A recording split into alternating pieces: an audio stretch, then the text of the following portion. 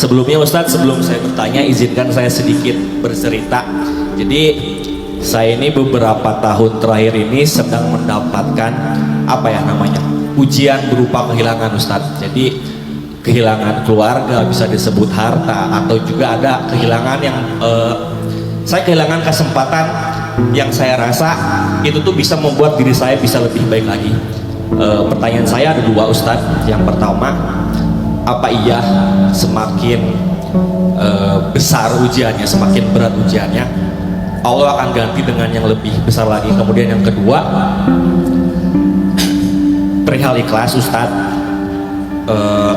mungkin akan terdengar agak dosa ya, cuman saya kok merasa ikhlas itu bohong ya, karena yang saya rasakan beberapa tahun ini, saya tuh menjalani hidup terpaksa kemudian terbiasa. Jadi saya tuh ingin bertanya yang kedua, gimana sih cara dan rasanya ikhlas itu? Pertama, kalian boleh menyimpulkan ini subjektif. Dari pengalaman hidup saya juga punya pengalaman yang mungkin gak mudah juga dari masa kecil. Sebagian dari pengalaman itu saya pernah curhat ke Kak Buni dalam perjalanan, dan Kak Buni sebagai teman dekat saya juga banyak mendengar cerita-cerita yang unik-unik dari pengalaman hidup saya. Hasil dari sejarah kehidupan saya menyimpulkan bahwa emang kayak gitu rumusnya. Hal jazaul ihsan, ini kalau pakai dalil ya, hal jazaul ihsan illal ihsan. Adakah balasan satu ihsan kecuali ihsan? Ihsan di sini artinya sesuatu yang lebih. Kalau kebaikan, kebaikan yang lebih. Kalau ujian, ujian yang lebih. Kalau balasan, balasan yang lebih. Adakah satu ihsan, adakah balasan satu ihsan kecuali ihsan yang lain? Ini kalau pakai dalil. Dan saya percaya itu. Terserah kalian. Saya punya pengalaman hidup, saya punya sejarah, dan saya percaya bahwa ihsan itu dibalas ihsan. Allah nggak pernah menzalimi sekecil zarrah pun hak kita dari setiap kebaikan yang kita lakukan. Walaupun kebaikan itu sifatnya pasif, yaitu kesabaran, ketabahan, bertahan, nggak nyerah dulu. Bukan yang aktif beramal soleh, bertahan aja. Sampai Nabi mengatakan dalam hadisnya apa? Intizarul faraj minallah ibadah. Menunggu datangnya pertolongan Allah itu adalah ibadah. Nunggu aja. Tadi saya bilang, saya udah ada satu hal yang saya tunggu udah 12 tahun. Berarti saya udah beribadah 12 tahun loh. Selama saya masih menunggu. Kecuali kalian udah berhenti menunggu. Udahlah, saya nggak berharap lagi. Udahlah, kayaknya nggak ada. Berarti kalian berhenti beribadah. Hadisnya kan gitu kan? Intizarul faraj minallah ibadah. Dalam hadis yang lain, intizarul faraj minallah afdalul ibadah. Menunggu datangnya jalan keluar dari Allah itu sebaik-baik ibadah.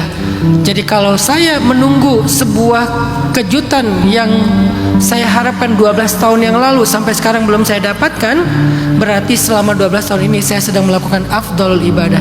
Apa itu afdalul ibadah? Kalau yang sunnah, malamnya tahajud, siangnya puasa sunnah, sedekah, tilawah, itu afdalul ibadah.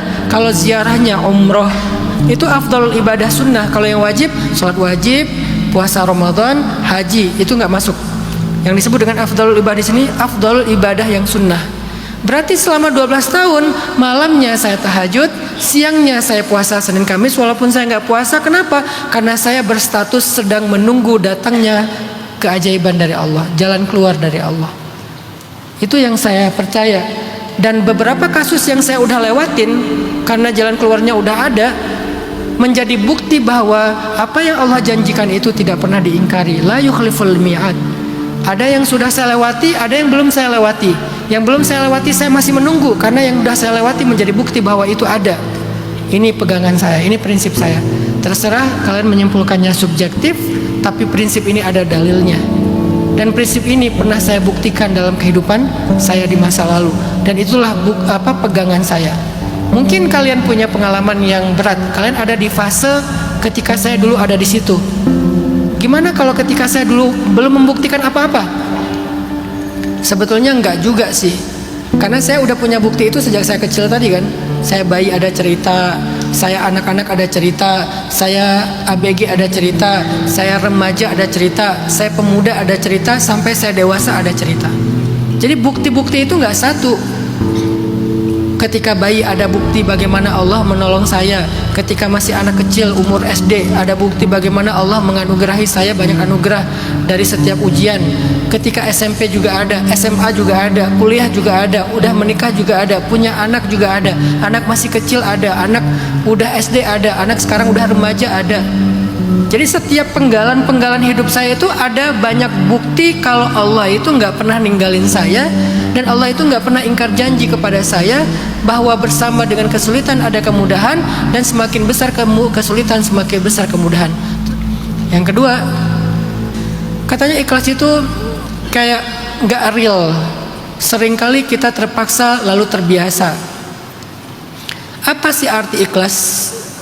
Sebetulnya teori ikhlas ini bukan teori agama aja. Dalam mental health juga ada teori ikhlas, namanya the power of acceptance, kekuatan dari penerimaan. Dan itu adalah salah satu di antara kunci kesehatan mental. Ketika seseorang bisa menerima kenyataan, bisa berdamai dengan kenyataan, apapun prosesnya, apakah awalnya terpaksa atau dari awal dia memang udah lillahi ta'ala, intinya akhirnya dia menerima. Maka ketika dia menerima, saat itu juga dia merasakan kenyamanan hidup.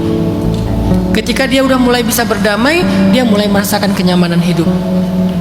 Tapi bukankah kalau kita bisa berdamainya karena Allah itu jauh lebih baik daripada berdamai karena terpaksa, karena terbiasa? Nah, pertanyaannya, gimana cara kita menerima karena Allah, berdamai karena Allah? Balik lagi kepada konsep ridho, konsep ikhlas. Siapa yang berdamai menerima sesuatu karena Allah, maka Allah sendiri yang akan memberikan balasan untuk dia. Kalau kita menerima sesuatu karena terpaksa, nggak punya pilihan, karena udah terbiasa juga dengan hal itu, ya udahlah, kita cuma menjalani kenyataan hidup, nggak lebih dari itu. Menurut saya sih sayang banget ya, karena tidak ada yang berubah tapi rewardnya beda. Kenapa kita nggak ngambil reward yang lebih, sementara nggak ada yang berubah dari kenyataan itu? Kita sama-sama nerima. Yang satu nerimanya karena terpaksa, karena sudah terbiasa. Yang satu lagi nerimanya karena Allah. Penerimaannya nggak ada yang berubah, kenyataannya nggak ada yang berubah, tapi hasilnya beda sekali. Kenapa nggak makanya dalam Islam, teman-teman, amalan yang paling ringan tapi paling dahsyat hasilnya itu niat. Niat itu nggak ada effort loh. Nggak ada niat. Kamu lagi ngapain? Lagi berniat? Nggak ada kan? Nggak ada. Niat itu nggak ada effortnya.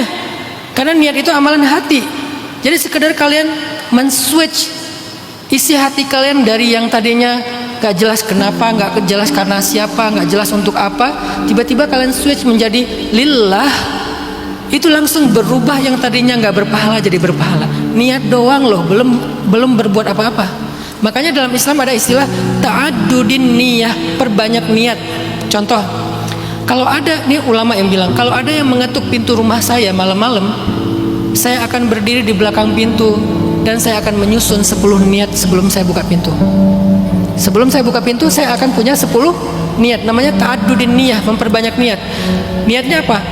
Ya Allah, kalau yang ketuk pintu ini orang miskin minta sedekah, saya akan kasih dia sedekah. Kalau yang ngetuk pintu ini anak yatim, saya akan santuni dia.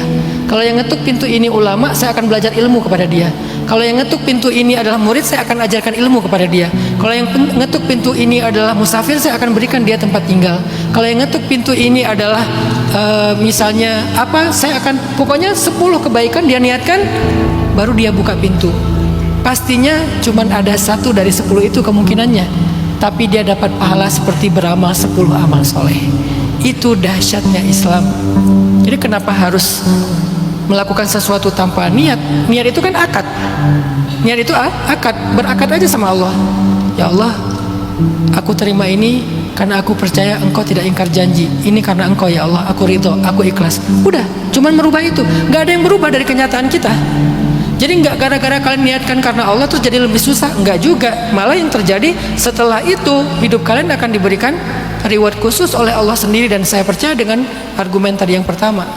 Jadi belajar untuk men-set up niat kalian sesering mungkin. Tajdid, refresh niat kalian sesering mungkin. Kenapa? Karena niat itu sendiri adalah amal solih. Belum beramal apa-apa, baru niat doang udah beramal solih.